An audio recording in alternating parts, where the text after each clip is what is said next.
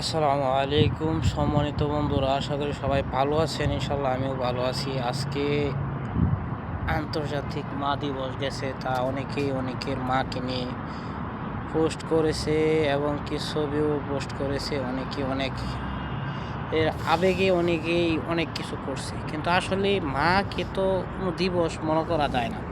আর মা দিবসটা আসলে এটা আমি মনে করি এটা কোনো দিবস হইতে পারে না। মা ভালো লাগা, ভালোবাসা যতদিন জান প্রাণ আছে অতদিনই মাকে ভালোবাসা যাবে। তার দিবস বইলা মাকে ভালোবাসলাম আর পুরা বছরের কোনো খবর নাই, এইসব দিবস দিয়া মা দিবস পালন হয় না।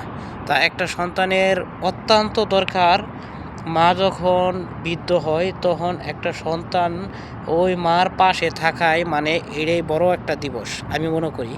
তা আল্লাহ পাক সকলের মাকে, যারা কবরশায়িত আছেন তাদের সকলের মাকে জান্নাতুল ফেরদাউস করুক, আর যারা জীবিত আছেন আল্লাহ তাআলা সকলের মাকে দীর্ঘ হায়াত দান করুক।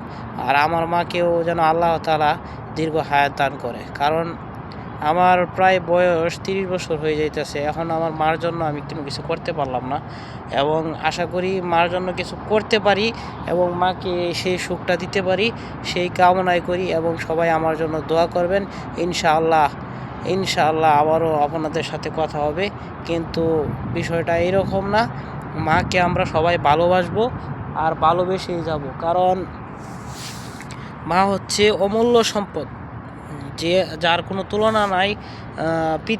পৃথিবীর বুকে এমন কিছু টাকা নাই যেন মাকে কিনা যায়।